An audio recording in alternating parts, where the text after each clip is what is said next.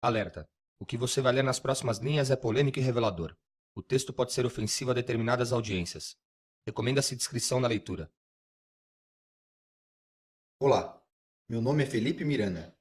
Há quase 5 anos, eu fundei, junto ao Caio Mesquita e ao Rodolfo Amstalden, a Empiricus Research, a primeira casa de pesquisa independente voltada a investimentos no Brasil. Hoje, a Empiricus é referência em recomendações de investimento, contando com 200 mil leitores diariamente. Chegamos a um tamanho que nem nós mesmos aventávamos quando da criação da companhia. Agradeço todos os dias por isso, aos leitores e a nossos profissionais. Seria impossível chegar aqui sem tamanhas competência e paixão. É a nossa vocação de fato. Talvez a essa altura você já conheça a Empíricos por conta de nossos serviços prestados nos últimos anos. Temos ajudado milhares de investidores a ganhar dinheiro com o cenário de queda da Bolsa Brasileira desde nossa fundação, alta dos imóveis e comportamento volátil da taxa de câmbio. Nós alertamos nossos leitores, por exemplo, a evitar as ações da Petrobras pouco antes do início de seu derretimento. Também recomendamos vender ações de construtoras às vésperas de problemas emblemáticos de estouro de orçamento, parcerias mal feitas e de práticas que desrespeitavam os acionistas minoritários. Evitamos com isso prejuízos da ordem de 90%. Alguns de nossos leitores ficaram ricos apostando na queda das ações da Petrobras ou de grandes incorporadoras. Outros ganharam bom dinheiro seguindo a recomendação de comprar dólar a 1,90. Em outras palavras, nossos assinantes puderam lucrar mesmo num ambiente extremamente desafiador para o mercado de capitais. Que seja de meu conhecimento, não há uma única empresa de pesquisa ou consultoria no Brasil com um histórico tão consistente de acerto em suas recomendações de investimento aos clientes. Aqui cito apenas exemplos mais contundentes. Poderia perder um tempo enorme na lista de acertos, mas eu não faço esse relato para isso. Faço referência à capacidade de fazer nossos assinantes ganharem dinheiro num ambiente difícil tão somente por uma questão: há tempos muito mais difíceis por vir. Projetamos a mais importante crise para o Brasil desde 1994. Ela está aí, batendo à nossa porta. Só por isso, eu tenho dedicado uma enormidade de tempo e dinheiro nos últimos meses preparando esse material. Em resumo, quero falar de um evento específico cuja ocorrência deve se dar num futuro bastante próximo, com implicações pronunciadas sobre as finanças de cada brasileiro e até mesmo sobre nosso modo de vida. Esta esperada crise encontra suas raízes no colapso do sistema financeiro de 2008, cujo ápice é marcado pela quebra do centenário banco norte-americano Lehman Brothers e pelo consequente caos em Wall Street. Para tentar neutralizar os impactos do tsunami externo por aqui, o Brasil abandonou os pilares tradicionais de política econômica e seguiu uma série de medidas heterodoxas, com implicações trágicas, conforme será visto um pouco à frente. Para nosso caso, os problemas a serem vistos nos próximos meses serão muito piores do que os vivenciados em 2008. Se houve quem classificasse a crise de 6 anos atrás como uma marolinha para o Brasil, desta vez não existirá espaço para qualquer metáfora parecida. Isso ficará claro em alguns minutos. Adiantando um pouco, tão logo haja catálise do que eu projeto, teremos disparada da inflação, aumento destacado do desemprego, interrupção do crédito, maior endividamento da população e grande salto do dólar. Acredite, o argumento aqui, conforme ficará evidente, é estritamente técnico. Não faço uma projeção sequer sem o devido embasamento. Tampouco tenho a pretensão de assustar o leitor. Tenho uma vida dedicada a investimentos e às recomendações financeiras. Comecei a investir em ações ainda aos 14 anos, por influência de meu pai, e também meu herói, um grande investidor de bolsa. Solidifiquei a prática com a teoria. Cursei economia na USP e fiz um mestrado em finanças na FGV, de onde me tornei professor aos 26 anos. Criado em educação jesuíta, eu aceitei ao chamado da minha vocação e tenho me dedicado às finanças integralmente. Fiz toda a minha carreira profissional como analista de investimentos, para então fundar a Empíricos. Jamais colocaria uma vida construída sob os pilares da ética, do amor ao trabalho e da dedicação por conta de uma simples tese catastrofista. Tudo o que faço aqui é levar meu esforço de pesquisa dos últimos meses a uma conclusão lógica. Eu fiz o mesmo quando alertei que as ações da incorporadora PDG, na época R$ 9,00, atingiriam R$ 1,50. Rigorosamente o mesmo com Gafisa, Brookfield, Hering e Marisa. De novo, apenas alguns exemplos. Quando dos primeiros anúncios, ninguém levou a sério. A princípio, fui taxado de louco. O tempo provou de que lado estava a sanidade. Já expus em oportunidades anteriores o grosso de meu racional, tanto a nossos leitores quanto em conferências de economia. Alguns ouvintes ficaram furiosos, mas veja, nenhum deles conseguiu refutar minha pesquisa, embora sejam incapazes, ao menos por enquanto, de aceitar a intensidade das conclusões previstas. Por conta disso, antes de prosseguir com a leitura, faço um alerta a você. As palavras a serem ditas aqui gerarão polêmica. Elas podem ofender bastante gente, esquerdistas, direitistas, petistas, tucanos e qualquer outra classificação semelhante. Com efeito, eu já recebi uma enxurrada de e-mails de ódio sobre minha tese. Reconheço que, a princípio, as ideias e soluções a serem apresentadas podem parecer radicais, talvez até mesmo antipatrióticas. Minha sensação é de que, ao ler o começo dessa carta, você dirá: não há espaço para isso acontecer. Não aqui, não agora. Tenha um pouco mais de paciência. Respondo com o pedido de que prossiga até o final da argumentação.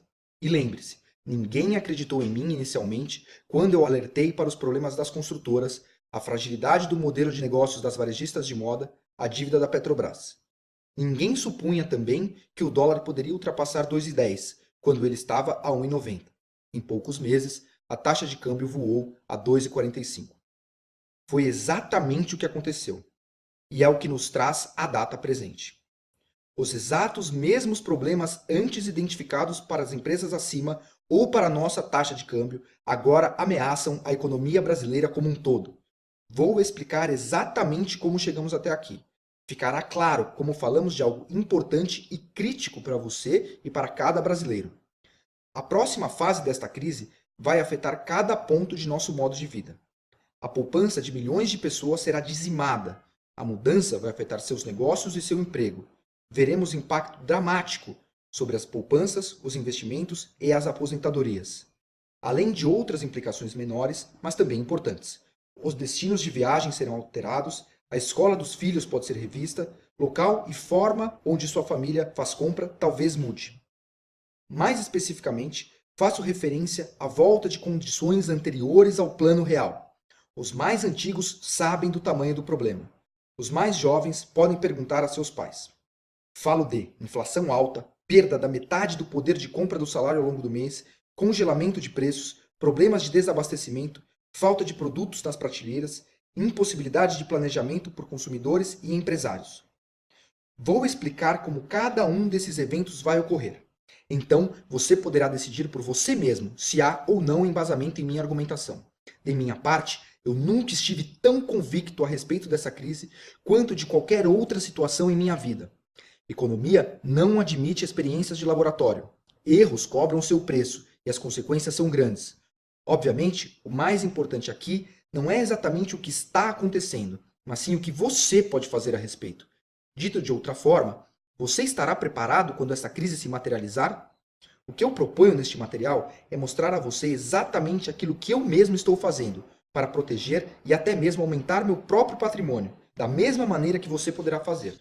Note que eu poderia, com quase 100% de certeza, afirmar que a maior parte dos brasileiros não estará preparada quando os preços de produtos básicos dispararem, seu acesso a crédito secar, bancos fecharem e seus cartões de crédito pararem de funcionar.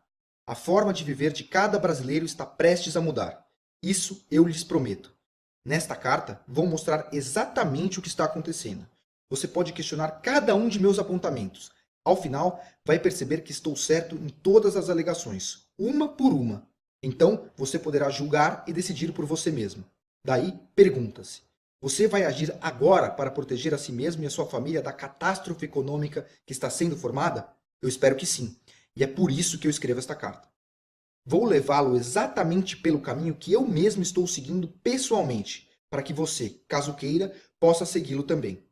Infelizmente, não posso garantir que você sairá desta crise sem nenhum ferimento, mas posso lhe assegurar que você estará muito à frente daqueles que não seguirem os passos propostos. Peço desculpas, estou apressando um pouco as coisas. Deixe-me dar um passo atrás e mostrar, nos termos mais simples possíveis, o que está acontecendo, o porquê de tamanha preocupação e qual é meu prognóstico para os próximos 12 meses. O maior problema desde o início do Plano Real. Eu acredito que nós, como brasileiros, estamos prestes a observar um verdadeiro colapso no nosso sistema econômico, com desdobramentos relevantes sobre o cotidiano de cada cidadão. Basicamente, há cerca de 5 anos, o governo brasileiro mudou dramaticamente sua política econômica. Passamos a desafiar décadas de um conhecimento acumulado e consolidado em macroeconomia. Abandonamos o pilar ortodoxo para nos render à maior intervenção do Estado na economia, a um sistema pautado no assistencialismo e ao estímulo excessivo ao consumo. Qual o resultado? Falência das contas públicas e impossibilidade das famílias continuarem aumentando o consumo nesta velocidade. Mais uma vez, aponto esses elementos a partir de meus conhecimentos em contabilidade e em finanças. Com o mesmo viés crítico que analiso empresas, observo as contas públicas e o balanço das companhias. Veja, por exemplo, a questão mais simples associada à análise de uma companhia com ações listadas em bolsa, a saber, sua capacidade de gerar caixa, ou seja, quanto varia seu caixa, ponderado pelas mudanças na dívida, evidentemente, ano após ano. Se uma empresa queima caixa de forma sustentada, sua própria existência em longo prazo está em risco. Dificilmente você compraria a ação de uma empresa que, resultado após resultado, queima caixa. O Brasil, se entendido de forma análoga, tem queimado caixa de maneira sistemática. O total de suas despesas supera suas receitas. Pior ainda, a diferença em desfavor das receitas tem aumentado. O déficit nominal brasileiro, que mede justamente essa relação, mira os 4% ao ano, e as contas públicas, em maio, tiveram seu pior resultado da história, mesmo com uma contabilidade nacional bastante criativa e uma porção de receitas extraordinárias. A sustentabilidade das contas do Estado brasileiro está em risco, como fruto de uma política deliberada de aumento dos gastos públicos. Os empresários não confiam mais no Brasil e veem seu espaço ocupado pelo setor público. Há, inclusive, um termo técnico para isso: crowding out. Sem confiança, os empresários simplesmente não investem. É aquilo que se convencionou chamar de espírito animal dos empresários. A relação investimento sobre PIB, que nunca foi uma maravilha, vem caindo de maneira consistente. Depois de atingir o ápice de 19,5% no fim de 2010, recuou para apenas 18,1%. Somente essa variação impõe impacto negativo da ordem de 0,5% na capacidade de crescimento do PIB. Breve pausa para reflexão. Há certo consenso entre os mais competentes economistas de que a variável-chave para o crescimento sustentável e de longo prazo, sem inflação, é o investimento. Isso porque, ao investir, o empresário aumenta sua capacidade produtiva à frente e pode responder a aumentos da demanda oferecendo mais produtos. Caso contrário, ou seja, sem investimentos, só pode responder com aumentos de preço. Agora, pasmem! Perguntada recentemente sobre as razões para o Brasil não crescer, a presidente Dilma respondeu da seguinte forma: eu não sei. Se não temos um diagnóstico, como poderemos sequer considerar um bom prognóstico? Isso é absolutamente inacreditável, não é mesmo? Entretanto, não se dá a devida publicidade ao fato. Talvez você discorde sobre o quão ruim está a situação da economia brasileira. Eu respeito sua opinião. Peço, porém, que considere os seguintes pontos, todos os 10 elementos estritamente factuais. Ponto 1. O crescimento médio do PIB no governo Dilma, se confirmadas as projeções de consenso para 2014, deve ser de 1,8% ao ano. Veja, esse é o pior resultado desde o governo Collor. Temos a primeira evidência empírica e incontestável de que retornamos a condições anteriores a 1994. O gráfico resume a evolução recente da economia brasileira. Há ainda de se pontuar que minha projeção de 1,3% para o crescimento da economia brasileira em 2014 está entre as mais otimistas. O Banco Santander, por exemplo, já estima evolução de apenas 0,9% neste ano, enquanto o brilhante economista Afonso Celso Pastore sugere pífio crescimento de 1% em 2014 e de, acreditem, 0,8% em 2015. Mas este crescimento mais baixo desde a era Collor não é resultado de uma conjuntura internacional desfavorável? A simples observação da imagem a seguir comprova a resposta negativa. O gráfico compara a evolução do PIB brasileiro nos governos Dilma, Lula, FHC, Itamar e Collor, contextualizando com o resto do mundo, os países emergentes e pobres e nossos vizinhos latino-americanos. Até 2013, Mesmo sem considerar o resultado pífio previsto para este ano, observamos o crescimento mais baixo desde a era Collor. Ponto 2. A inflação tem sido persistentemente alta e acima do centro da meta de 4,5% ao ano. Simplesmente temos ignorado esses 4,5% e observado de maneira sistemática uma inflação beirando o teto da meta. A imagem ilustra bem o argumento, mas isso não é o pior. As estimativas para a inflação oficial de 2014, conforme o levantamento do próprio Banco Central junto a agentes de mercado, rondam exatamente os 6,5%, teto da meta. E até mesmo o relatório trimestral de inflação do nosso BC projeta 6,4% para este ano, colado no 6,5%. Isso é particularmente problemático porque corremos um risco grande de estourar o intervalo da meta, ferindo a credibilidade do Banco Central e impondo um custo alto à sociedade. A rigor, em 12 meses, já estamos acima da meta. No intervalo encerrado em junho, a inflação foi de 6,52%. Para 2015, a situação não é muito diferente. A mediana das projeções dos economistas também aponta inflação próxima a 6,5%. Não custa lembrar, o trabalhador é quem mais sente os efeitos negativos da inflação, ao ter o poder de compra de seu salário corroído pela escalada dos preços. Sim, há coisas ainda mais desagradáveis a respeito da inflação. Já teríamos estourado o teto da meta com folga, não fosse pelo controle de preços. Ou seja, estamos artificialmente maquiando a inflação, ao represar alguns preços, com exemplos mais claros nos setores de energia e combustíveis.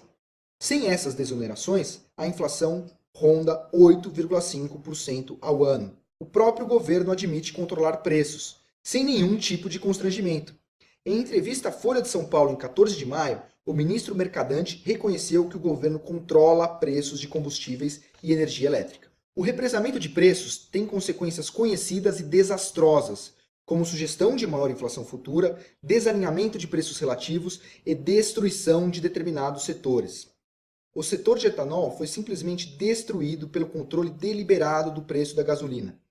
Veja o que diz matéria do jornal Valor Econômico do dia 14 de junho de 2014. A indústria de etanol do Brasil enfrenta tanto pressões de aumento do custo da terra e da mão de obra, como tornou-se uma vítima não intencional do controle de preços da gasolina para frear a inflação, avalia a Agência Internacional de Energia. E completa. No Brasil, a AIE nota que o aumento da capacidade de produção de etanol estagnou, várias plantas foram fechadas e mais capacidade pode estar em risco. Quando todos achávamos que havíamos consolidado a política de combate à inflação, passamos a cometer erros triviais, com impactos gigantescos sobre a sociedade. Nem sequer estamos sendo criativos. Tivemos a proeza de resgatar erros antigos e com consequências conhecidas. Esses dois primeiros pontos já seriam suficientes para provarmos o argumento do quão grave é o problema atual. Combinamos simplesmente baixíssimo crescimento econômico e inflação alta. Temos, portanto, o mais negativo dos mundos, a chamada estagflação. Mas calma, há coisas mais graves ainda pela frente, capazes de reforçar o prognóstico de algo simplesmente catastrófico para os próximos 12 meses. Falamos de inflação que pode chegar a 15% ao ano, forte redução do poder de compra, aumento do desemprego para 10% e interrupção súbita do crédito, com consequente dificuldade das famílias em arcar com suas obrigações financeiras. Estamos prestes a observar concreta mudança em nosso cotidiano. Precisamos nos blindar. Continuemos na nossa lista. Ponto 3. As contas públicas estão completamente desajustadas, de tal sorte que o governo brasileiro vai, em breve, encontrar grandes dificuldades para se financiar. Ou seja, as taxas de juros devem subir com vigor, impactando fortemente o orçamento das famílias e a capacidade de crédito. Não há como brigar contra os fatos. Vemos uma clara deterioração das contas públicas brasileiras. Nossa economia para pagar dívida e juros, o chamado superávit primário, foi, na média, de 3,1% do PIB no intervalo de 2001 a 2008, sem considerar aqui receita de dividendos e concessões. Considerando agora o intervalo de 2009 a 2013, esse percentual caiu para 1,5% do PIB. Para 2014, devemos terminar com menos de 1% do PIB, algo que é, obviamente, insuficiente para estabilizar dívida bruta ou líquida. Isso sem nenhum incremento significativo do investimento público. O que tem aumentado é o consumo do governo. Esta métrica bateu 22% do PIB, o nível mais alto da série histórica iniciada em 1995. Mais uma proeza notável ao Brasil. Somos um dos poucos países do mundo em que essa variável supera o investimento. Ponto 4. O resultado de nossas relações com o resto do mundo, que já era péssimo, fica cada vez pior. O chamado déficit em transações correntes, medida do saldo de nossas contas com o exterior, sem considerar as movimentações de capital, vem crescendo sistematicamente e atinge níveis preocupantes. Em maio, o déficit brasileiro em conta corrente montou a 6,6 bilhões de dólares, o mais alto para o mês de maio em toda a série histórica. O desempenho é inclusive pior do que o projetado pelo próprio BC, em 6 bilhões de dólares. Soma-se ao já delicado resultado apresentado até abril, conforme demonstrado pelo gráfico. Qual o problema disso? Para que não haja saída líquida de dólares do Brasil e perda de reservas internacionais, precisamos da entrada de moeda estrangeira por meio da conta de capital. Por sua vez, a conta de capital possui, grosso modo, duas subdivisões: investimento estrangeiro direto, IED, e investimentos de portfólio. O ponto nevrálgico aqui é que o IED está inferior ao déficit em conta corrente. Portanto, para fechar nosso balanço com o resto do mundo, estamos dependendo do investimento em portfólio, que é muito volátil e sensível à menor das mudanças das condições da economia mundial. Por enquanto, com o Brasil oferecendo um juro estratosférico e os bancos centrais mundiais mantendo o juro zero, parece não haver grande problema. Mas a situação está próxima de mudar. O Banco Central norte-americano deve começar a subir sua taxa de juro em 2015, voltando a atrair recursos para os títulos dos Estados Unidos, hoje presentes nos mercados emergentes. Nesse momento, vai faltar dólar no Brasil. Teremos uma disparada da taxa de câmbio, com impactos diretos sobre a inflação, sobre os importadores e sobre as empresas com dívida em dólar. Peço a devida atenção a este ponto. Em resposta à crise, o Banco Central dos Estados Unidos injetou uma quantidade cavalar de dólares no mercado. Conforme mostra o gráfico, os ativos totais do Fed saíram de 869 bilhões de dólares em agosto de 2007 para 4,3 trilhões em junho de 2014. Ou seja, para voltar à normalidade histórica, o Banco Central norte-americano precisa retirar cerca de 3,5 trilhões de dólares do sistema. As condições de liquidez vão mudar dramaticamente a partir de 2015. Ponto número 5. O mercado de trabalho se enfraquece em ritmo assustador. A criação líquida de postos de trabalho em maio foi de 58.836, segundo dados do CAGED. Trata-se do pior mês de maio desde 1992. Estamos com um novo argumento de situação sem precedentes desde o Plano Real. Isso não é coincidência. Ora, por que o desemprego então ainda não aumentou? Simplesmente por uma questão de forma de se medir. Só é considerado desempregado quem está procurando emprego, mas não o encontra. O desemprego não aumenta simplesmente porque as pessoas têm desistido de procurar emprego. Tomo a liberdade de emprestar argumento do excepcional economista Alexandre Schwartzman para o fechamento do primeiro trimestre. A população em idade ativa cresce entre 1% e 1,5% ao ano, 1,3% no trimestre em questão, enquanto a geração líquida de empregos foi próxima a zero. Trocando em miúdos, só há redução da taxa de desemprego porque parcela da população simplesmente desistiu do mercado de trabalho e não se pode atribuir ao pleno emprego a competência da gestão pública. Ponto número 6. Estamos à beira do apagão. Os analistas do Banco Brasil Plural escreveram um relatório recentemente apontando uma pequena chance de 100% de racionamento de energia ainda em 2014. De acordo com eles, o nível dos reservatórios chegará a 10% em novembro, a se manter o ritmo atual. Isso é extremamente preocupante. Para usar as palavras dos próprios analistas, há um elefante político que não pode ser ignorado. Sejamos justos aqui. Há um único culpado para um nível tão baixo dos atuais reservatórios: São Pedro. Realmente choveu muito pouco e ninguém detém controle sobre isso. Ponto final. Agora, a falta de planejamento, a concentração da matriz energética e o impedimento ao aumento da capacidade de oferta de energia é culpa total e irrestrita do governo. Em setembro de 2012, foi anunciada a famosa MP 579, que alterou as regras para concessões de energia, com o objetivo de reduzir as tarifas de eletricidade. De novo, o tal controle de preços. A medida destruiu a rentabilidade de empresas de energia, adicionou incerteza jurídica ao marco regulatório do setor e, portanto, afastou iniciativas em prol de novos investimentos. Além disso, desrespeitou contratos existentes. O exemplo de CEMIG é emblemático. A companhia tinha concessões vencendo em 2015, com renovação automática prevista para mais 20 anos, conforme definido em contrato inicial. Quando se fala em renovação automática de qualquer contrato, supõe-se, obviamente, preservação das mesmas condições iniciais. Então, veio a MP 579 propondo condições completamente diferentes para a renovação das concessões, ferindo com clareza o pressuposto de automática. O resultado foi a devolução pela CEMIG das usinas de São Simão, Jaguara e Miranda por não aceitar a aplicação das novas regras. Ou há uma nova definição para o conceito de renovação automática, ou houve quebra de contrato.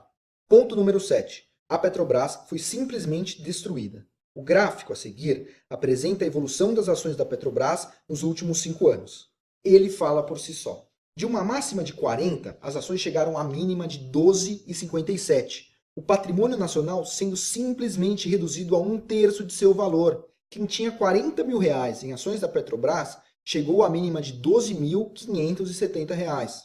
Além de ser historicamente motivo de orgulho, Petrobras tem em sua base de acionistas milhares de brasileiros, de forma direta ou através da aplicação de seu FGTS. Estamos mexendo com a poupança do cidadão comum. Chegamos a essa situação simplesmente porque a empresa tem o preço de seus produtos controlado pelo governo. Quando impede-se o reajuste de preço da gasolina, Petrobras se vê obrigada a comprar produtos por um preço superior a seu preço de venda. O resultado? Queimas sucessivas de caixa no momento em que a companhia tem um ambicioso plano de investimentos para tocar, e explosão de sua dívida líquida. Mais uma conquista para o Brasil. Petrobras hoje apresenta a maior dívida corporativa de todo o mundo. A evolução resume a questão, conforme mostra a imagem. Ponto 8. Com inveja da Petrobras, a Eletrobras, outra estatal relevante, também foi destruída. Eletrobras nunca foi exemplo de eficiência. A empresa é historicamente reduto do PMDB, possui rentabilidade sobre o patrimônio baixa e entra em projetos ruins para atender anseios políticos. Sempre foi assim, e a empresa, de uma forma ou de outra, se virava. Mas a situação degringolou a partir da MP 579, a mesma que falei há pouco. O gráfico a seguir traz a trajetória das ações de Eletrobras nos últimos 5 anos. Não é muito diferente de Petrobras. A situação de Eletrobras é ainda mais complicada do que aquela apresentada para a CEMIG. A empresa também foi exposta a condições piores e de baixíssima rentabilidade para renovar concessões. Mas, diferentemente de CEMIG e de outros participantes de mercado, Eletrobras aceitou termos que implicavam retornos negativos para determinados projetos. Isso porque era do interesse da União, principal acionista e que votou proporcionalmente às suas ações em assembleia, manter as concessões pouco rentáveis. A resposta foi imediata. Suas ações simplesmente derreteram em bolsa.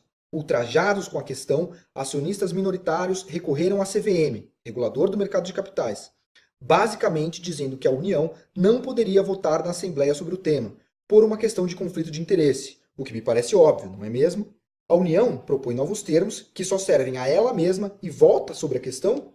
Assim diz o artigo 115, parágrafo 1 da Lei das SAs. O acionista deve exercer o direito de voto no interesse da companhia e será considerado voto abusivo aquele exercido com o fim de causar dano à companhia, aos seus acionistas ou a obter vantagem ou que possa resultar em prejuízos. A adesão à renovação das concessões sob os termos previstos pelo MP 579 trouxe benefício exclusivo ao controlador, o governo, e prejuízo aos demais. A União reagiu ao pedido dos acionistas minoritários. Fez uma oferta bastante justa para compensar os danos bilionários. Um evento sobre mercado de capitais, com a presença do ministro Guido Mantega. E o pior, a CVM flerta com o aceite da proposta. Pode parecer engraçado, mas somente para quem não é acionista de Eletrobras. A prática inibe não somente investimentos nas ações de Eletrobras, mas também de outras ações do setor elétrico, além de inibir a confiança dos empresários no segmento. Ponto 9. A indústria brasileira fica menor a cada dia. De novo, imagens valem mais do que 1000 palavras. Prestem atenção aos gráficos. A produção industrial brasileira está simplesmente atônita. Isso num governo que supostamente tinha uma política industrial explícita. O tal Plano Brasil Maior, lançado em 2011, tinha objetivos muito bem definidos para 2014.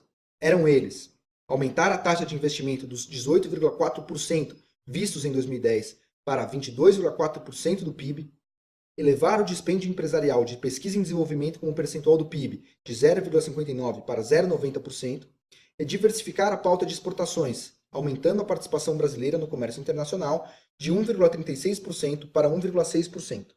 Pronto, chegamos em 2014, o que nos dá a prerrogativa de analisar se atingimos os resultados. A conclusão é assustadora. Não cumprimos nenhum dos 3 objetivos.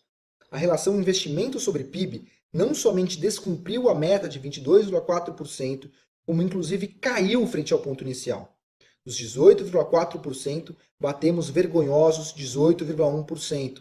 Sobre o investimento em P&D, ainda não há dados muito atualizados, mas pesquisas feitas em 2011 apontaram uma enorme subida da razão gastos em P&D sobre PIB, de 0,49% para 0,50%.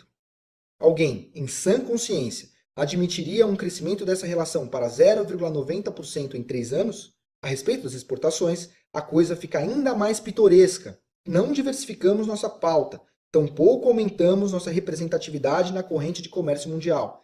A participação dos produtos manufaturados nas exportações era de 39,4% em 2010. Passou a 38,7% em 2013. Tínhamos 1,35% da exportação mundial em 2010. Encerramos o ano passado em 1,29%. A política industrial é um fracasso retumbante. Ponto número 10. O medo é também político. Os pontos acima resumem o tamanho de nosso problema econômico. Mas ainda preciso de, ao menos, uma menção honrosa à questão política. Em entrevista recente ao Valor Econômico, Armínio Fraga, ex-presidente do Banco Central, falou assim: o brasileiro gosta do seu país, gosta de morar aqui, de vestir aqui, mas o grau de incerteza hoje é tal que as pessoas estão pensando em investir fora do Brasil. Estão pensando até em sair do Brasil. Há um medo que vai além da economia. É medo político também. Há uma sensação de medo que as pessoas não têm coragem de manifestar abertamente. Medo de uma atitude contra a liberdade de imprensa, contra a democracia. Há razão de ser nesse medo. Não há nada mais antidemocrático e desrespeitoso à democracia quanto uma lista negra de jornalistas, a serem perseguidos pelo Estado e seus defensores. Veja, então, texto recente publicado no site do partido do governo, personificados em Reinaldo Azevedo, Arnaldo Jabor, Demétrio Magnoli, Guilherme Fiuza, Augusto Nunes, Diogo Mainardi, Lobão, Gentili, Marcelo Madureira, entre outros menos votados. Suas pregações nas páginas dos veículos conservadores estimulam setores reacionários e exclusivistas da sociedade brasileira a maldizer os pobres e sua presença cada vez maior nos aeroportos, nos shoppings e nos restaurantes. Tratam críticos como inimigos de guerra e convocam companheiros a lutar. Há exemplos semelhantes na história daqueles que não respeitam a liberdade de imprensa e querem calar as vozes dissonantes. Em 10 de fevereiro de 1933, Joseph Goebbels, responsável pelo marketing do Partido dos Trabalhadores Nacional Socialista, alertou assim: um dia nossa paciência vai acabar e calaremos esses judeus insolentes, bocas mentirosas. O resto da história todo mundo conhece. O princípio democrático deve ser respeitado em sua integralidade. Além de ferir o preceito da liberdade, qualquer recrudescimento dessa condição teria um resultado rápido e com consequências desastrosas: fuga de capitais, tanto de brasileiros remetendo seu dinheiro ao exterior, quanto de estrangeiros preferindo outros mercados ao nosso. Tudo isso trará consequências gigantescas antes do que as pessoas pensam. Para ser preciso, já está trazendo. Os primeiros passos dessa crise estão em curso, estão acontecendo justamente agora, bem em frente aos nossos olhos. Desculpe, mas eu não consigo esgotar o tema em sua totalidade. A esta altura, porém, imagino que já tenha ficado claro que você precisa proteger seu patrimônio e aumentar sua poupança nos próximos anos. Em poucos minutos, vou lhe mostrar exatamente como eu estou protegendo meu próprio dinheiro e o que eu recomendo que você também faça. Antes, deixe-me mostrar exatamente como chegamos neste ponto. A morte do Brasil aos 20 anos de idade. O Brasil, tal qual nós conhecemos hoje, nasceu em 1994, com a estabilização da economia. Antes disso, tínhamos um outro país, em que famílias, amedrontadas com a inflação, corriam para o supermercado tão logo recebiam seus salários. Empresários não investiam por conta da falta de confiança na moeda e da incerteza jurídica. Consumidores não compravam porque a inflação era galopante e não existia crédito. O Plano Real marca, inequivocamente, um novo Brasil. Com isso, até mesmo o maior dos radicais, de esquerda ou direita, há de concordar. A história começa em 1994. O período anterior era pré-história. A implementação do Plano Real divide-se em 3 partes. A primeira marca o ajuste fiscal, com a criação do Fundo Social de Emergência e do Imposto sobre Movimentações Financeiras. A segunda corresponde ao período da URV, caracterizado pela indexação completa da economia em alinhamento forçado de todos os preços. Finalmente, a última transforma a URV em moeda, com a introdução do real. Eis o impacto imediato do plano. A inflação desabou com o real. Em paralelo, houve vigoroso crescimento econômico, sob empurrão da demanda reprimida, confiança nos negócios e recomposição dos salários reais. O crescimento da economia em 1994 foi de 5,9%. A indústria andou muito bem, e também a agropecuária, cuja evolução foi de 5,5%, rendendo-a o apelido de âncora verde do real. O surto de crescimento durou pouco. Para manter a inflação baixa, foi usada a chamada âncora cambial. O real foi forçadamente sobrevalorizado por meio de taxa de juros muito alta. A consequência foi óbvia: baixo crescimento econômico e disparada das importações nos anos seguintes. Para manter o câmbio apreciado e oferecer dólares ao mercado na taxa desejada, chegamos a perder $1 bilhão de reservas internacionais por dia, durante vários dias. 2 crises simultâneas como resultado, nas contas externas e nas contas públicas. A semente da destruição estava plantada. O estouro do modelo era inevitável. A resposta veio em 1999, quando inicia-se uma nova fase, marcada pelo famoso tripé macroeconômico. Abandona-se a âncora cambial, com o regime sendo detalhado em junho daquele ano. Ficaram definidos como elementos centrais da política econômica. Peço que prestem atenção a este ponto: câmbio flutuante, metas de superávit primário e sistema de metas de inflação. O tripé caracteriza o final do governo FHC e também o primeiro mandato do governo Lula. Durante esse período, observamos 2 ciclos de crescimento no Brasil. O primeiro veio do rally das commodities. O preço dos produtos que vendemos ao exterior ficou 40% mais caro frente ao preço dos produtos que compramos do exterior. É o que os economistas chamam de melhora dos termos de troca. Com 40% de ganho chegando de navio do exterior, podemos distribuí-lo entre os cidadãos brasileiros. E o segundo ciclo representou a explosão do consumo sob empurrão do crédito. Qual o problema? Ambos acabaram. As commodities andam de lado ou até mesmo caem desde a crise de 2008. E as famílias brasileiras, sem crescimento econômico, já muito endividadas e enfrentando juros muito altos, não conseguem mais crescer seu consumo. Precisamos de um terceiro ciclo, mas não há nenhum sinal de que ele vai acontecer. Ao contrário, o modelo está esgotado e as coisas tendem a piorar fortemente. Precisamos agir antes disso. Ficará claro para você daqui a pouco. Em resposta à crise de 2008, o governo brasileiro abandonou o clássico tripé macroeconômico e adotou a nova matriz econômica.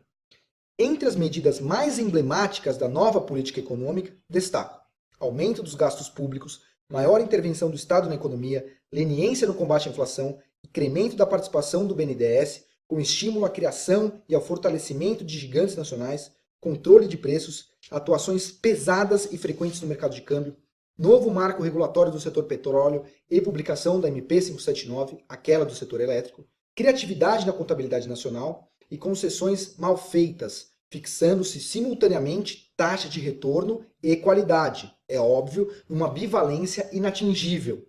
Deixe que o próprio governo apresente essa tal nova matriz econômica. Em entrevista ao Valor, em dezembro de 2012, Márcio Roland, secretário de Política Econômica, apresentou os pontos do novo tripé da seguinte forma: 1. Taxa de juro baixa. 2. Taxa de câmbio competitiva. E 3. Consolidação fiscal amigável ao investimento. Sobre a taxa de juro, Roland destacou a queda de 5,25 pontos percentuais em 12 meses, num processo que permitiria aos agentes econômicos rever seu modelo de negócio e criar um ambiente favorável ao crescimento. Parecia fazer sentido. O governo Dilma havia começado com taxa Selic de 10,75% ao ano. levar o juro básico no primeiro momento a 12% para combater a inflação e logo implementar afrouxamento monetário vigoroso, levando o juro ao piso histórico de 7,25% ao ano. Não há mentiras nisso, mas há uma nuance de interpretação. Atingimos a mínima histórica para os juros simplesmente por uma janela de oportunidade criada pelo contexto internacional, com juros reais negativos em todo o mundo, como resposta dos bancos centrais desenvolvidos à quebra da Lehman Brothers em setembro de 2008. Não houve qualquer novo equilíbrio de taxa de juro. Foi uma situação atípica. A Selic atual já é superior àquela do início do governo Dilma e deve subir muito mais para combater a inflação em 2015. Agora, preciso falar em tom severo da tal taxa de câmbio competitiva. A política cambial brasileira tem sido desastrosa. Simplesmente ignoramos o pressuposto do câmbio flutuante. Primeiro, a tentativa do governo era depreciar o real, para poder aumentar a competitividade das nossas exportações e estimular a indústria. DALI, IOF e coisas parecidas.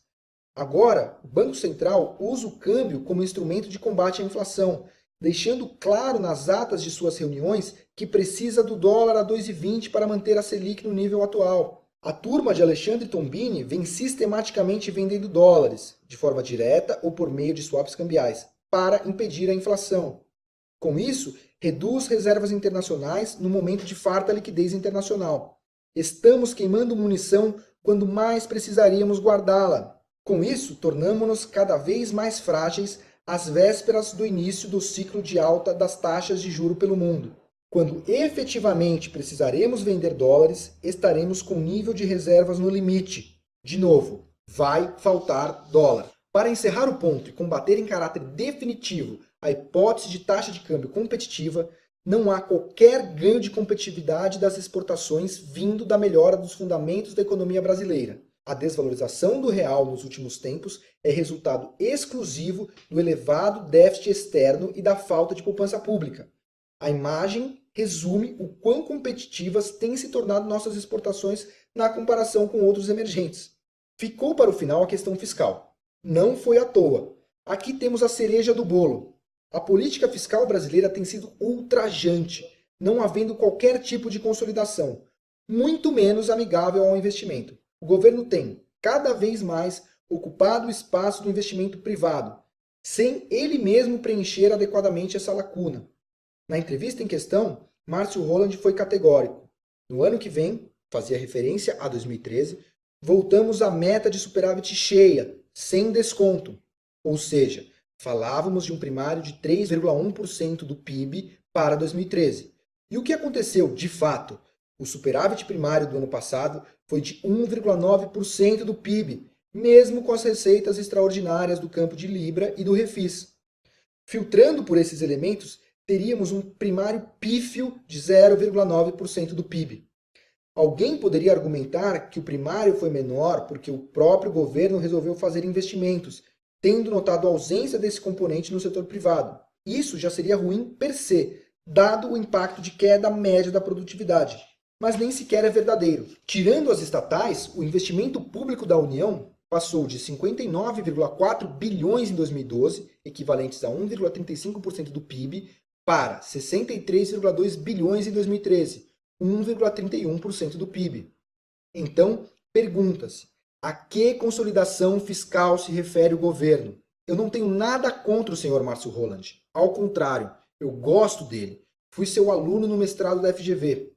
Ele é certamente um sujeito de bem, trabalhador e bom economista, mas o diagnóstico está completamente errado, beirando a dissimulação. Qual o resultado da nova matriz econômica? Há pouco tempo, o Brasil era destino certo do investidor estrangeiro, o queridinho entre os BRICS, grupo que reúne também Rússia, Índia e China. Atraímos a Copa do Mundo, seremos sede das Olimpíadas. Em pouco tempo, ganharíamos posto da quinta maior economia do mundo, algo impensável antes. Protagonizamos a capa da revista The Economist, talvez a mais importante do mundo sobre economia e finanças. Em novembro de 2009, a conceituada revista britânica trouxe o Cristo Redentor em forma de foguete, desgarrando-se do Morro do Corcovado e dirigindo-se a maiores altitudes. O Brasil teria decolado, com argumentos esmiuçados numa longa reportagem de 14 páginas. A imagem era inspiradora. Pouco tempo depois, como resultado da desastrosa nova matriz econômica, aquele conjunto de medidas adotado pelo governo brasileiro em resposta à crise de 2008, as coisas haviam mudado completamente. Exatos 4 anos depois, a mesma The Economist, também em reportagem de capa de 14 páginas, questionava: o Brasil estragou tudo? A imagem, desta vez, não inspirava ninguém.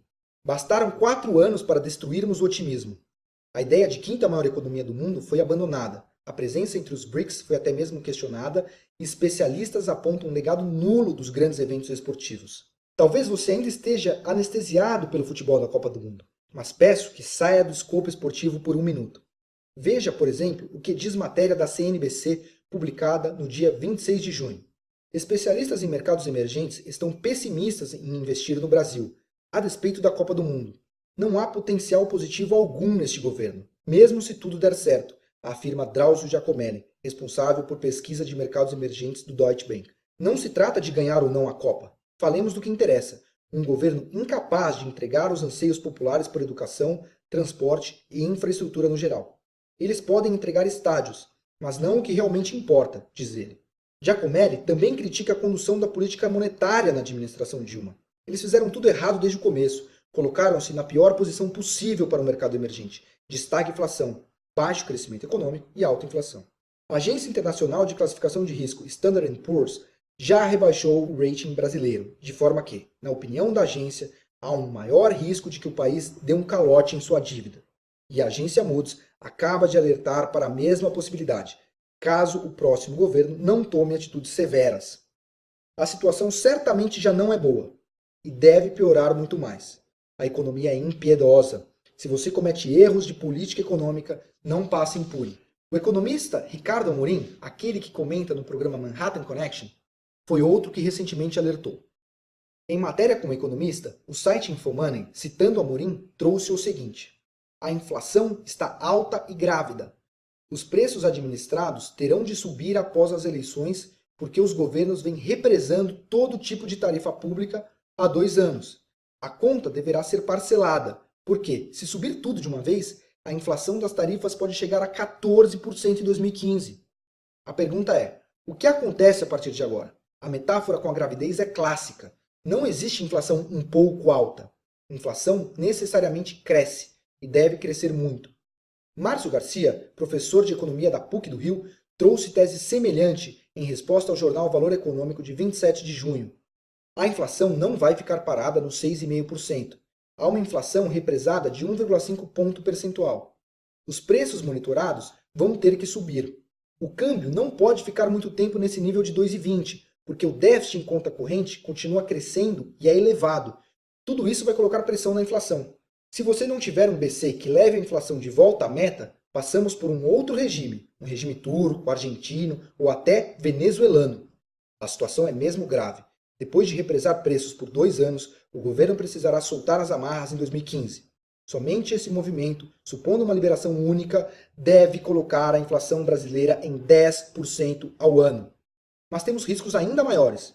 O Banco Central norte-americano deve começar a subir sua taxa básica de juros justamente em 2015. Isso vai causar um grande retorno de recursos para os Estados Unidos, com maior demanda por dólar. Ou seja, a taxa de câmbio pode caminhar rapidamente para cima. O dólar não salta gradualmente quando se trata de valorizações. Eu tenho um mestrado em câmbio, e se tem uma coisa que aprendi é que a moeda norte-americana, quando se move para cima, o faz através de grandes saltos. O dólar deve bater, com margem para algo ainda mais alto, 2,50. Essa é uma projeção conservadora e está bastante alinhada àquela prevista para 2015 pela mediana das estimativas dos economistas brasileiros, conforme o relatório Focus, levantamento feito pelo próprio Banco Central. Temos 2 problemas importantes derivados dessa subida de taxa de juros nos Estados Unidos. O primeiro é a grande dificuldade para fechar nossas contas com o exterior. Lembre-se que estamos dependendo da conta de capitais para fechar o balanço. E observaremos justamente fuga de capitais. Pela 3ª vez faço alerta. Vai faltar dólar. E o segundo, relacionado ao reforço importante ao problema da inflação, através do famoso repasse cambial. A disparada do dólar significa aumento do preço dos produtos transacionados no mercado internacional, os chamados tradables. Aos poucos, também os não tradables, por uma questão de preços relativos, também vão reagindo. Em certo tempo, temos uma escalada generalizada dos índices de preços apenas por conta do efeito câmbio. Peço a gentileza de prestar atenção nas seguintes variações. Entre maio e junho do ano passado, o Ibovespa, nosso principal índice de ações, caiu nada menos do que 15,12%. Em paralelo, o dólar disparou 10,69% em apenas 2 meses. Por que tamanha mudança? Simplesmente porque o Banco Central dos Estados Unidos, em maio de 2013, sinalizou que poderia, em breve, começar a reduzir seus estímulos à economia e subir suas taxas de juros. Uma simples sinalização verbal foi suficiente para causar destruição de valor para as ações brasileiras e essa valorização do dólar. Imagine quando houver, de fato, aumento das taxas de juros nos Estados Unidos. O investidor norte-americano que tivesse comprado em ações brasileiras em maio do ano passado teria perdido 25% em apenas 2 meses. Você acha mesmo que este sujeito vai ficar comprado em nossas ações quando o juro começar a subir lá fora? Eu acho que não. E toda essa disparada do dólar vai também impactar sobre a inflação. Combinando o repasse integral das tarifas públicas represadas e a desvalorização esperada do câmbio, entendo que a inflação brasileira pode chegar a 12% ao ano, para uma meta de 4,5%. Não há saída para uma inflação bem acima da meta. O Banco Central terá de subir a taxa Selic. E como a diferença entre a inflação projetada e a meta é grande, o movimento dos juros terá de ser expressivo. Não haveria surpresa em vermos taxa Selic de 15% ao ano. A implicação imediata de um juro básico desse tamanho é óbvia: recessão. Imagino que você entenda esse conceito. Se o Brasil cresce 1% ao ano com juro básico de 11% ao ano, quanto vai crescer com a Selic a 15%? Falamos de estagnação da economia, queda dos salários, aumento dramático do desemprego, esgotamento do crédito, queda vertiginosa do preço dos imóveis, muito sensíveis às taxas de juros, e aumento do endividamento das famílias. Tudo isso no ambiente de inflação alta. Já temos o menor crescimento econômico desde o governo Collor, a menor criação de postos de trabalho para o mês de maio desde 1992, o pior resultado das contas públicas para o mês de maio de toda a série histórica e o maior déficit em conta corrente para o mês de maio em toda a série histórica do Banco Central. E teremos a maior taxa Selic desde 2006 e descumprimento da meta de inflação, com a maior variação de preços desde 2002. Rasgamos o que foi construído em 1994 e aperfeiçoado em 1999, sob o pretexto de implementação de uma nova matriz econômica, heterodoxa. Temos um único resultado prático. Voltamos a 1993. Se, metaforicamente, nasce um novo país em 1994, com estabilização da economia, podemos dizer que a nova matriz econômica e suas consequências representam o falecimento desse Brasil. Morremos aos 20 anos de idade, de forma prematura. Isso é coisa da Venezuela, mas no Brasil é possível? Eu conheço amigos, colegas e familiares ainda reticentes em aceitar essa ideia. Talvez você esteja com postura semelhante também. É o que os psicólogos chamam de normalcy bias, uma espécie de estado mental em que os seres humanos entram quando deparam-se com um desastre ou uma grande crise. As pessoas simplesmente subestimam tanto a probabilidade de uma catástrofe quanto os seus efeitos. Alguns chegam a reconhecer o problema, mas afirmam: uma crise dessas proporções é impossível. Pode ser coisa de Venezuela, Argentina, mas no Brasil, não. Pois bem, veja o que aconteceu com a Grã-Bretanha nos anos 70. Embora muitas pessoas não saibam, a libra esterlina foi a reserva de valor clássica por cerca de 200 anos. A moeda era a grande referência internacional até o fim da Segunda Guerra. A partir de então, quando a Europa se recompunha com o Plano Marshall, os britânicos passaram a perseguir uma agenda social nacionalista, com o governo tomando conta da maior parte das indústrias, sob a alegação de maior distribuição de renda. Em pouco tempo, o país basicamente quebrou. Uma marca emblemática ocorre em 1967, quando o Partido Trabalhista decide por uma desvalorização da moeda de 14%, de maneira súbita. Isso, supostamente, teria impacto positivo no endividamento das famílias. O desdobramento, porém, foi justamente o empobrecimento da população, procedido por rápido aumento da inflação, culminando no famoso inverno do descontentamento na década de 70. Para conter a inflação, salários foram congelados, greves aconteciam diariamente nos mais variados setores, até mesmo em postos de saúde. A situação chegou a ser tão grave que alguns hospitais passaram a atender somente casos de pacientes cujo estado era de emergência. Em 1975, a inflação britânica subiu a 26,9% em apenas um ano. Em 1974, o governo local estabelecera a chamada Semana de 3 Dias, em que o uso de energia elétrica nos negócios foi limitado a 3 dias por semana, sem permissão de hora extra. As televisões tinham de interromper suas transmissões às 22h30, como forma de economizar energia. Imagine isso. A Inglaterra foi uma superpotência global por 150 anos.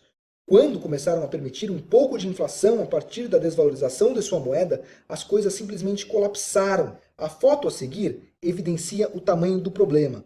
Isso é Londres, com lixo empilhado na praça porque não havia dinheiro suficiente para pagar aos lixeiros um salário minimamente justo. Se aconteceu na Inglaterra, por que não poderia acontecer por aqui? Eu lhes garanto, já estão acontecendo. Com efeito, a inflação brasileira já estaria acima da meta, liberando os 10% ao ano, caso as tarifas de energia e os preços da gasolina não estivessem sendo controlados. Outro exemplo internacional. No começo dos anos 90, um certo país europeu resolveu brincar de conviver com um pouco mais de inflação e com um governo gastador. Rapidamente, a poupança pública acabou. Qual foi o próximo passo? Simples. Passaram a contar com a poupança privada, limitando o acesso das pessoas às suas contas nos bancos públicos. E, obviamente, para financiar suas operações, o tal país começou a imprimir moeda, em ritmo frenético. Sem dinheiro, a infraestrutura local caía em pedaços e a inflação galopava, mesmo com tentativas de controle de preços. A esta altura, o desemprego batia 30%. Já era suficientemente ruim, mas ficou pior, muito pior. Um brilhante economista teve a genial ideia de exigir das empresas o preenchimento de uma série de documentos governamentais a cada vez que seus preços fossem reajustados para cima. O racional era de que isso retardaria o processo inflacionário, pois parte do tempo empresarial seria consumido justamente para preencher os formulários. Qual foi o resultado? Obviamente, mais inflação. Para preencher os documentos, as firmas viram-se obrigadas a contratar mais funcionários. E como o processo era bastante demorado, a resposta imediata foi começar a aumentar os preços de produtos básicos em velocidade ainda maior, de forma que precisariam preencher os formulários apenas uma vez. A inflação diária beirava 100%. Sim, preços dobrando da noite para o dia, no mais perfeito caos econômico. A resposta governamental foi a mais típica dos planos econômicos adotados em períodos de hiperinflação: a criação de uma nova moeda, removendo 6 zeros da anterior. De novo, não funcionou. Veja o tamanho do percentual a seguir.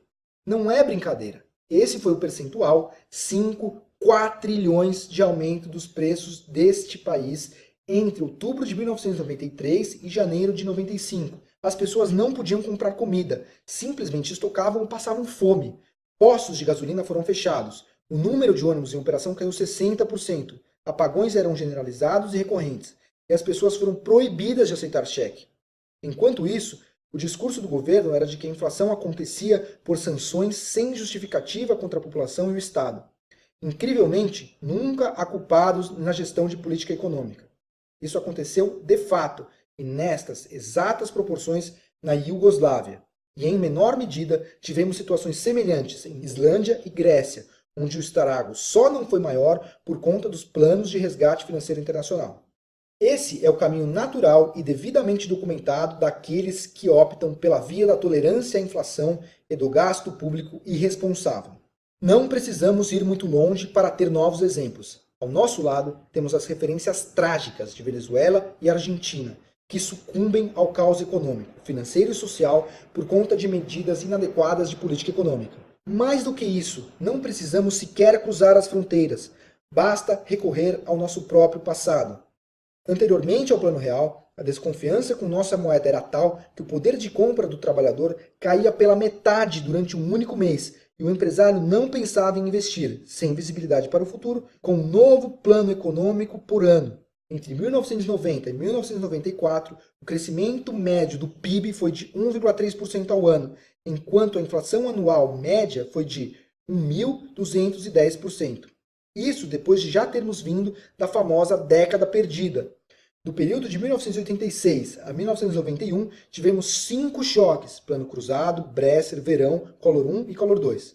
Não há como existir consumo nem investimento em ambiente de tamanha desconfiança sobre a moeda e incerteza sobre o futuro. Foram várias tentativas de congelamento e tabelamento de preços, com resultados trágicos. A qualidade dos produtos era péssima e vendiam-se, inclusive, latas vazias nas prateleiras dos supermercados. Era o melhor que se podia oferecer àquele preço tabelado. Problemas de abastecimento e falta de produtos eram recorrentes, o que obviamente resultava, ao final, na ruptura com os congelamentos de preço. Dá-lhe volta da inflação, que ultrapassava 80% ao mês. A imagem é representativa do problema. Simplesmente faltavam produtos nas prateleiras. Talvez o ponto máximo da adversidade seja a restrição do acesso à poupança por meio do Plano Collor. Lançado no mesmo dia da posse do presidente Collor, o novo plano reintroduziu o cruzeiro como padrão monetário e estabeleceu, mais uma vez, congelamento do preço de bens e serviços. Novos tributos foram criados, afetando ainda mais o poder de compra e a confiança dos empresários. Mas foi no âmbito financeiro que se deu a maior mudança: o sequestro da liquidez.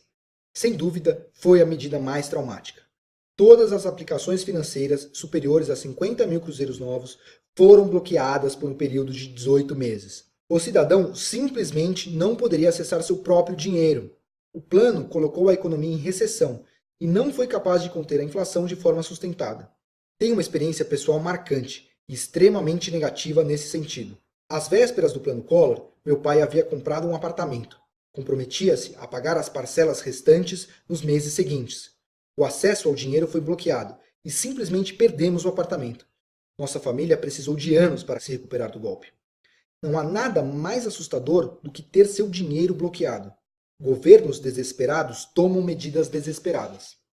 Os maiores experts já estão agindo. Luiz Stuhlberger, gestor do Fundo Verde, é o maior, possivelmente o melhor investidor brasileiro. Ele tem um histórico impressionante e secular de bons resultados. Stuhlberger está pessimista com os mercados brasileiros a curto prazo e tem comprado dólares. O gestor escreveu o seguinte em carta recente a seus cotistas: continuamos acreditando na tese de depreciação do real. Dá para ficar otimista com o Brasil no médio prazo pelas suas potencialidades, mas aparentemente teremos de passar por uma turbulenta arrumação de casa no caminho. Apertem os cintos. Jim Rogers, um dos maiores investidores do mundo, especialista em mercados de commodities, como brasileiro, e fundador do Quantum Fund, junto a George Soros, concedeu entrevista há poucos meses à Exame. Perguntado se o Brasil ainda é um bom lugar para investir, respondeu categoricamente assim: não, o governo brasileiro está cometendo erros. Deveria ser um lugar maravilhoso para investir, mas seu país segue cometendo erros, colocando tarifas especiais contra alguns de seus melhores parceiros, controle cambial e por aí vai. O Brasil segue fazendo coisas que restringem a economia. Por isso, não estou investindo e não quero investir no Brasil, enquanto tiverem um governo anticapitalismo ou anti-eficiência. Enquanto tiverem um governo que não entenda a economia, eu não quero investir aí. Eu prefiro investir na Rússia. A Rússia não está tomando medidas para desencorajar a eficiência e os investimentos, e o Brasil está. A Rússia tem uma moeda flutuante. O Brasil faz controle cambial. Mark Mobius, da Franklin Templeton, é um dos grandes conhecedores de mercados emergentes. Em março deste ano, matéria do Wall Street Journal trouxe o seguinte comentário do gestor: o Brasil corre o risco de entrar em recessão, caso não seja capaz de corrigir pressões que incluem gastos públicos elevados, endividamento dos consumidores e racionamento de energia. A Templeton está menos entusiasmada com as ações de grandes empresas brasileiras. A lista de grandes investidores históricos ficando pessimistas com o Brasil é grande. Os maiores experts estão agindo antecipadamente. Eles sabem que há sérios problemas com a economia nacional. A boa notícia é que você pode fazer o mesmo. Não importa o que aconteça, eu tenho uma série de maneiras para você proteger seu patrimônio. E seguindo cada um dos passos, você pode duplicar ou até mesmo triplicar sua poupança nos próximos anos. O que você deve fazer? Bem, tenho dedicado minha pesquisa somente a isso nos últimos meses. Encontrei um número surpreendente de coisas simples que você pode fazer para blindar seu dinheiro e até mesmo encher um pouco mais o bolso quando essa crise estourar. Aqui está minha recomendação. O que você pode fazer para proteger a si e a sua família e ainda realmente ganhar muito dinheiro? Bom, há uma série de passos financeiros simples e rentáveis que eu acredito que você possa e deva adotar. imediatamente. E aqui há algo importante a se manter em mente. Falo estritamente de suas finanças. Seu bem-estar, sua segurança pessoal e de sua família, infelizmente, depende das circunstâncias. Apenas recomendo preparo para interrupções súbitas de energia e água, além do aumento de roubos, furtos, arrastões e sequestros. Vejo uma probabilidade significativa de que essas coisas aconteçam nos próximos 2 anos. Lembre-se, o governo não poderá ajudar no momento da crise. Ao contrário, ele estará focado em salvar a si mesmo e poderá aumentar impostos, congelar salários e dificultar seu acesso à poupança. De minha parte, há uma única alçada em que eu posso realmente ajudá-lo, e ela restringe-se ao escopo de proteger seu patrimônio nos próximos anos e buscar soluções criativas e seguras para, possivelmente, ainda incrementá-lo. Cada um dos passos aqui recomendados são possíveis e simples de implementar, ao menos por enquanto. Uma grande demora para colocá-los em prática, porém, vai torná-los mais caros, difíceis e até mesmo impossíveis de se concretizar. Caso você adote esses movimentos agora, não somente estará preparado para lidar com a crise quando ela vier, como, no meu entendimento, também poderá fazer um pouco mais de dinheiro à frente. E se eu estiver errado? Aqui entra a melhor parte. Nesse caso, você também será capaz de aferir grandes ganhos. Mesmo se o resultado desta crise projetada for apenas uma inflação moderada, você ainda estará preparado para se sair muito, muito bem. Seguem os passos específicos que você deve tomar imediatamente. Passo 1. Aplique parte de seus investimentos para além do alcance do governo brasileiro. Isso é perfeitamente legal e mais simples do que você imagina. Eu sei que você provavelmente ainda não acredita quando eu digo que o governo brasileiro adotará uma série de medidas para salvar a si mesmo. Coisas inimagináveis nesse momento. Mas lembre-se, governos desesperados tomarão atitudes desesperadas. Não nos faltam exemplos históricos disso, não é mesmo? Acho possível que tenhamos nacionalização de certos planos de previdência, aumento de impostos sobre movimentação financeira e ganhos de capital e empecilhos adicionais para se mandar dinheiro ao exterior. Na hipótese mais radical, até mesmo restrições temporárias de acesso à poupança podem acontecer. Por isso, eu recomendo fortemente: parte de seus investimentos deve ser feita fora do Brasil. Isso é mais seguro e diminui o acesso do governo à sua poupança. Por favor, não me leve a mal, mas quanto menos o governo souber de seus investimentos, melhor. Trata-se de uma questão de proteção e de respeito às liberdades individuais. Em reforço, lembre-se da máxima de não colocar todos os ovos na mesma cesta. É fundamental diversificar entre algumas moedas. Há formas simples e rentáveis de você investir para além dos domínios do governo brasileiro, de forma plenamente legal. Eu mesmo estou pessoalmente investindo nesse momento uma parcela significativa de meu portfólio em um desses ativos. E minha ideia é mantê-lo em minha carteira por muito tempo. Independentemente do que vier a acontecer, sei que terei uma bela porção de dinheiro longe das garras do Planalto brasileiro. Para não me tornar prolixo, não vou lhe contar exatamente o que estou fazendo nessa carta, mas vou explicar em detalhes num relatório, de título: Como ganhar dinheiro com este modelo de crescimento econômico? Nessa peça, faço uma contextualização do modelo e mostro como precisamos de um novo ciclo de crescimento. Identifico as melhores oportunidades de investimento nesse quadro e recomendo formas explícitas de diversificar entre moedas, além de enaltecer estratégias rentáveis de aplicar em dólar. Não se preocupe caso você não tenha familiaridade com investimentos internacionais. Tenho esmiuçado um guia sobre como investir no exterior, a que os assinantes da Empíricos têm acesso imediato. Será um prazer dar-lhe acesso a esse conteúdo, que eu considero fundamental. Além disso, eu gostaria de enviar-lhe informações muito relevantes sobre: Passo 2. Como se proteger da inflação? Estou falando aqui de comprar o quanto você puder de proteção contra a inflação. Resgato aqui o fato estilizado. Inflação é como uma gravidez. Inevitavelmente cresce. Você precisa estar protegido da esperada escalada da inflação. Caso contrário, seu salário e seus investimentos vão ser corroídos pela disparada dos preços, reduzindo fortemente o poder de compra da sua família. Ganhos acima da inflação. É isso que interessa ao trabalhador e ao investidor. E é com esse tipo de recomendação de investimento que estou comprometido. Você pode ter retornos reais, acima da inflação, através de investimentos em renda fixa, câmbio e ações. Há boas aplicações nesse escopo. E há ótimas aplicações nesse escopo. Dediquei tudo o que eu sei sobre isso para montar um relatório com as ótimas aplicações para se proteger e ganhar da inflação. No documento chamado O Problema da Inflação, denuncio a raiz da inflação brasileira, Proponho soluções para a questão e aponto os melhores investimentos para ganhar do dragão. Eu também gostaria de dar-lhe acesso a esse valioso conteúdo. Vou mostrar exatamente como num instante. Antes, deixe-me falar sobre o terceiro passo a ser seguido agora. Passo 3. Cuidado com ações de estatais e com o seu FGTS. Ações de empresas estatais são tradicionalmente complicadas. Isso porque, em várias situações, a empresa é usada como instrumento para se fazer política social. A prática contraria o interesse dos acionistas, interessados em ver a maximização de valor para a firma e não para o setor público. Como essas coisas, por vezes, entram em conflito, comprar estatais já é normalmente um pouco mais desafiador. Mas o que vem acontecendo com o caso brasileiro é gritante. O atual governo simplesmente destruiu a Petrobras, impedindo reajustes de preços para conter a inflação e forçando pesados investimentos para explorar o pré-sal. Petrobras hoje tem a maior dívida corporativa do mundo. Embora sua presidente negue, deve ter de pedir mais dinheiro ao mercado em breve. Isso é particularmente importante. Primeiro, pois se trata de um grande patrimônio nacional, que já figurou entre as maiores empresas do mundo e perdeu essa condição. Depois, porque milhares de brasileiros possuem ações da companhia e, ainda pior, uma infinidade de pessoas têm seu FGTS, que seria uma poupança segura e de longo prazo, em papéis de Petrobras. A poupança de milhares de brasileiros foi castigada por uma prática nefasta e anti-mercado. Sabendo da importância do tema, encomendei a nosso analista de Petrobras uma pesquisa profunda. Ele preparou um longo e detalhado relatório com o histórico dos acontecimentos sobre a companhia, concluindo com o que fazer com as ações da empresa. Entendo que esse seja o melhor conteúdo já produzido sobre Petrobras em toda a história.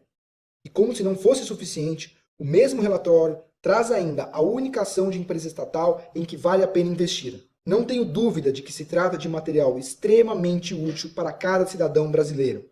Vamos ao penúltimo passo, tão ou até mesmo mais importante quanto os 3 iniciais. Passo 4. Aprenda o segredo do 100%. Se você gostaria de ter a oportunidade de fazer muito dinheiro durante a próxima crise, uma forma certa de fazer isso é aprender as imbricações de uma estratégia de investimento pouco comum. Essa fórmula tem produzido uma verdadeira fortuna para alguns investidores. A Empíricos já tem recomendado essa estratégia de maneira muito bem sucedida a alguns de seus principais clientes, todos amplamente satisfeitos. E veja, não estamos falando de ações aqui. Você não precisa ter uma única ação sequer para embarcar nessa estratégia. Também não há relação com posições short, vendidas em ações. De forma simples e direta, é uma maneira de se extrair renda do mercado com perfil seguro, com ganhos que podem chegar a 100%, sem possuir ou mesmo tocar uma ação. Faço uma ressalva. Embora a estratégia seja extremamente segura e envolva uma entrada de caixa inicial, sob determinadas circunstâncias, haverá situações em que você terá de comprar a ação subjacente a um preço menos favorável do que as condições de mercado correntes. Portanto, por favor, entenda, há risco envolvido e provavelmente a estratégia não servirá para todo mundo. Mas se trata, indubitavelmente, de uma prática robusta, em especial nos momentos de maior incerteza e estresse financeiro. Uma vez que você a absorva e compreenda seu funcionamento, suspeito que nunca mais queira investir sem ela novamente. É por isso que recebe o nome de segredo do 100%. A estratégia tem sido a forma com que uma porção de clientes da Empíricos vem apresentando ganhos formidáveis, mesmo em tempos difíceis para os mercados.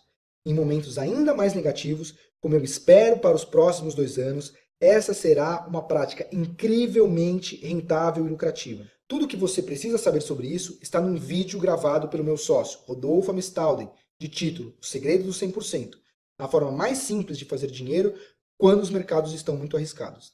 Esta aula explica exatamente como funciona a estratégia. Com isso, você poderá decidir se ela está adequada ao seu perfil, além de mostrar exatamente como tirar proveito, começando imediatamente. Finalmente, chegamos ao último passo. Depois disso, falarei exatamente como ter acesso a esse conteúdo indispensável àqueles que querem ganhar dinheiro de verdade, quando a crise chegar. Passo número 5.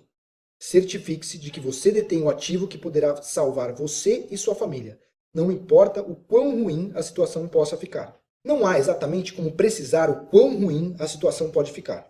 Eu realmente acredito em escalada da inflação, desabastecimento de água e energia, grande desemprego e intensas manifestações sociais, mesmo que por alguns meses apenas. A boa notícia é que há um ativo que você pode comprar altamente disponível no Brasil que pode ajudá-lo a proteger seu patrimônio e de sua família. E mais, marca o posicionamento adequado para fazer até mesmo uma fortuna em alguns casos. Não estou falando de títulos públicos, títulos privados, uma moeda ou metais preciosos. O que eu estou falando aqui é um ativo muito poderoso que famílias abastadas têm usado por séculos para blindar seu patrimônio, preservar e ainda aumentar suas fortunas. Veja o que aconteceu, por exemplo, com o índice global que mede o desempenho dessa classe de ativos entre 91 e 2009, batendo a principal referência de ações nos Estados Unidos em 430% no período. E o melhor, sem volatilidade, conforme mostra o gráfico. Como já mencionei, você pode facilmente entrar para essa classe hoje. Há uma gama de oportunidades na área e de forma bastante barata. Eu escrevi um relatório completo sobre isso, de nome O Ativo Mais Valioso do Mundo em Tempos de Crise. Há várias formas de se fazer esse investimento e eu vou mostrar exatamente como. Isso poderá salvar você e sua família caso as coisas fiquem realmente ruins. Não gostaria de falar mais sobre isso aqui nesta carta. A verdade é que quanto menos pessoas souberem sobre este investimento, melhor. Então, como você pode começar agora e de forma prática a adotar cada um desses passos? Veja, minha empresa, a Empiricus Research, faz pesquisa econômica e financeira. Nós temos uma equipe de 15 pessoas e nosso principal objetivo é encontrar investimentos seguros e rentáveis. Ideias que você provavelmente não vai ouvir de mais ninguém. Desde que começamos nesse negócio, ajudamos cidadãos brasileiros, pessoas comuns e investidores a se proteger e a ganhar bastante dinheiro. Márcio T., do Rio de Janeiro, recentemente nos escreveu dizendo: Amigos, confesso que sou um sujeito orgulhoso, mas preciso agradecê-los pelo que proporcionaram na minha vida. Comecei a ler Empíricos 2 anos atrás. Coincidência ou não, meu patrimônio passou de 150 mil para 323 mil nesse período. De São Paulo, Daniela S. enviou e-mail assim: Peço que continuem assim. Joel C. entrou em contato conosco lá do Ceará. Realizei o sonho da minha esposa de comprar um apartamento de frente para o mar. Com a ajuda de vocês, vou atrás de um barco. Minha esposa já autorizou a chamá-lo de Empíricos. Lá de Minas, veio uma mensagem inusitada e carinhosa da Valdete A. Se não tivesse que comer quentinho, eu juro que mandava uma caixa de pão de queijo para vocês. Antecipei minha aposentadoria graças ao sucesso das recomendações que vocês me deram. Isso não tem preço, gente. Não há nada que me deixe mais feliz do que esse tipo de mensagem. Mas em contrapartida, preciso confessar, neste exato momento, estou verdadeiramente preocupado com nossos leitores e com muitos cidadãos brasileiros, trabalhadores honestos, que serão pegos de surpresa quando da chegada da inevitável próxima crise. É por isso que escrevi esta carta, e é por isso que eu gostaria de enviar-lhes todos os detalhes sobre exatamente como as coisas vão se dar. Cada passo exato para você proteger suas economias e prosperar na crise. Você pode ficar parado esperando os problemas chegarem, vendo seu patrimônio diminuir de maneira súbita e irreparável. Ou tomar as rédeas para si, protegendo ativamente seu destino financeiro. Por favor, ao menos passe os olhos no trabalho seríssimo que eu desenvolvi. Tenho convicção de que você terá toda a informação necessária à sua disposição. O mais interessante é que você pode olhar minha pesquisa e receber tudo o que foi mencionado aqui, sem nenhum tipo de risco ou de obrigação. Simplesmente, deixe-me saber se você gostaria de experimentar a assinatura de meus relatórios quinzenais, através da série chamada Criando Riqueza, o Fim do Brasil. Em caso positivo, você terá acesso a relatório de pesquisa número 1, Como ganhar dinheiro com este modelo econômico, invista além das fronteiras brasileiras. Relatório de pesquisa 2, Como se proteger e ganhar da inflação. Relatório de pesquisa número 3, A destruição da Petrobras e o que fazer com suas ações. Relatório de pesquisa número 4, O ativo mais valioso do mundo em tempos de crise. Relatório número 5, Guia de como investir no exterior. E uma aula em vídeo explicando a estratégia com o segredo do 100%. Além disso tudo, a cada 15 dias eu vou lhe enviar um novo relatório, sempre perseguindo as melhores ideias de investimento no contexto atual. Vou mantê-lo sempre atualizado sobre a formação e os desdobramentos dessa crise financeira e econômica, mostrando formas pouco originais de ganhar dinheiro. Para que não haja nenhuma lacuna nesse processo, toda semana enviaremos, somente a nossos clientes pagantes, um vídeo com comentários e perspectivas de investimentos para os próximos meses, apresentado por mim e pelo meu sócio Rodolfo Amistaldo. Então, quanto custaria todo esse conteúdo? Por quanto você pode começar? Pois bem, a assinatura de 1 ano da série custa apenas R$ 238,80, podendo ser dividida em 12 parcelas mensais de R$ 19,90. Pagando à vista, sai por R$ 191,04. Mas neste momento, você pode experimentar a assinatura anual por uma oferta muito especial, basicamente por metade do preço. O preço promocional é de R$ 118,80 pela assinatura anual, em 12 parcelas mensais de R$ 9,90 apenas. O preço à vista é de R$ 99,79 por 1 ano inteiro. Por que tão barato? Em termos práticos, desenhamos um preço que permita que você simplesmente experimente nosso produto, para ver se ele realmente se adequa à sua pretensão. Além disso, quero que o conteúdo seja acessível a milhares de pessoas, de modo a potencializar seu poder econômico. Estou convicto de que, em conjunto, os leitores que acompanharem a série e aplicarem suas ideias protegerão milhares de reais em patrimônio e ganharão outros milhões, muito mais do que eu faria sozinho. É por isso que, através dessa carta, nós estamos oferecendo a assinatura tão barata. Fique à vontade para ponderar essa oferta e você verá que não há risco algum. Isso porque, durante os primeiros 30 dias, caso você leia meu material e por alguma razão entenda que ele não atende seu perfil, você será reembolsado em 90% de seu custo. Cobramos 10% de taxa apenas para cobrir nossos custos operacionais. Em outras palavras, ao concordar com os termos aqui apresentados, você estará apenas aceitando experimentar meu trabalho para ver se gosta. Eu espero que você considere minha oferta seriamente. Do fundo do coração, tenho convicção de que esta será uma das melhores decisões financeiras que você tomará em toda a sua vida. Para começar, simplesmente clique no link a seguir, que vai levá-lo a uma página para confirmar sua assinatura. Sua ordem será processada imediatamente e você terá acesso a todo esse meu trabalho na mesma hora. Um forte abraço, Felipe Miranda.